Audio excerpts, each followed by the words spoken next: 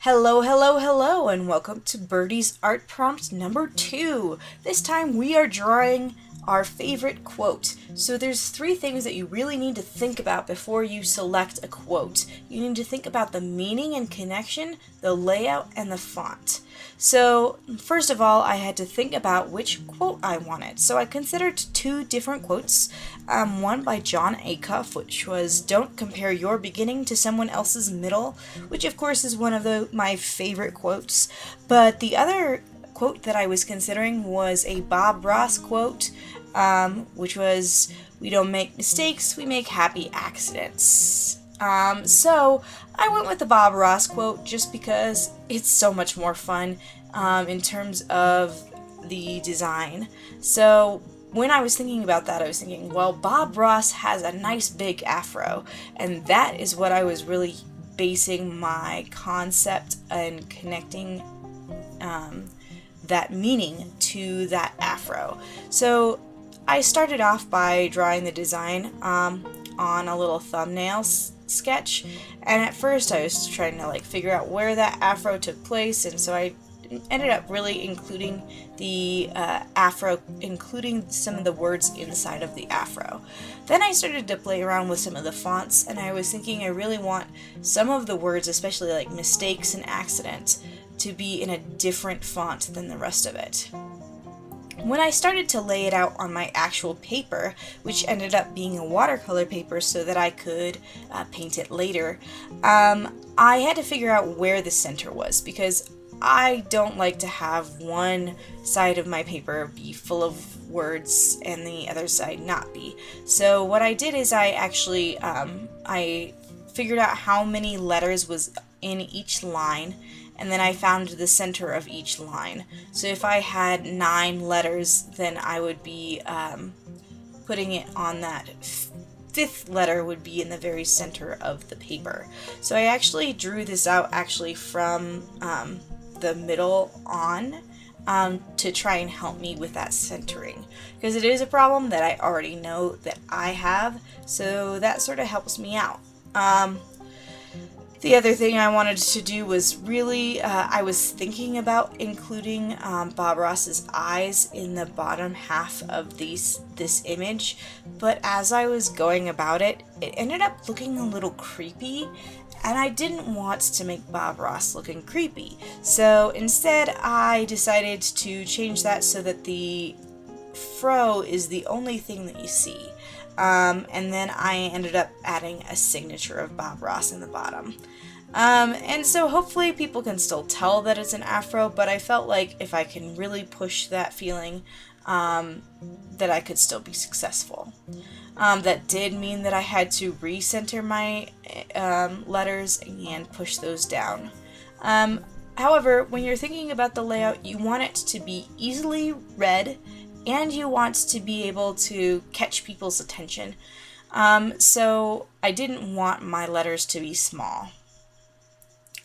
Now I've started to go ahead and ink my image, and so I'm using Micron pens here to ink this image. I wanted to do that because I am using watercolor at the very end, and Micron pens are made with that alcohol-based, they're alcohol-based, and so they don't bleed when you end up adding water to it. The other thing is that I sort of played around with the font as I was going. I didn't want this to take forever, and so sometimes you just have to go for it. I think that's very Bob Ross anyways. So, I don't know if the font turned out to be as perfect as, some others who are really great at making fonts could do, but this is just me trying to figure out different fonts and trying to connect my font and the meaning behind it, and also the placement.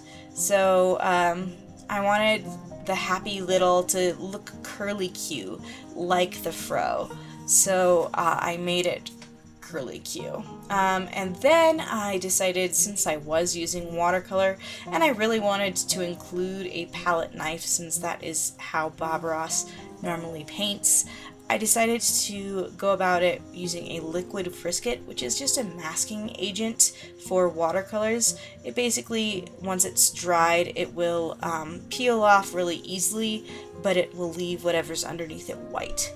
So then I just went ahead and finished all of my inking, and I erased all of my pencil marks.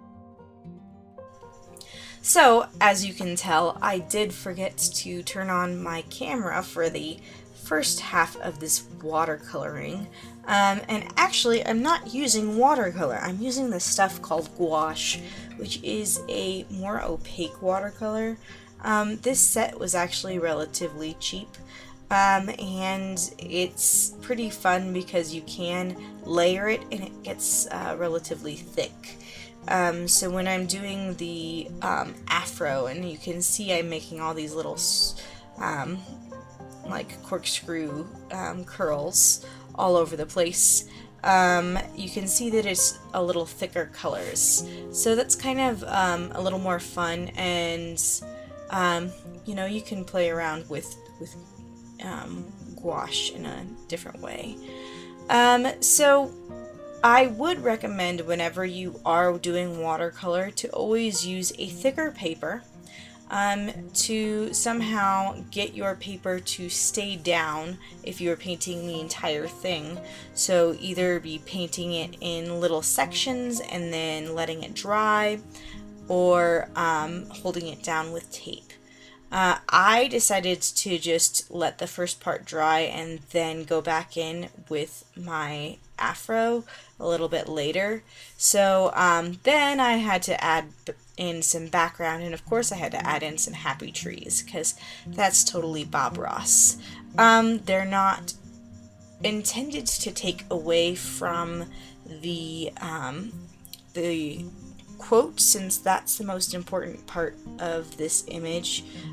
So I didn't want to use super dark colors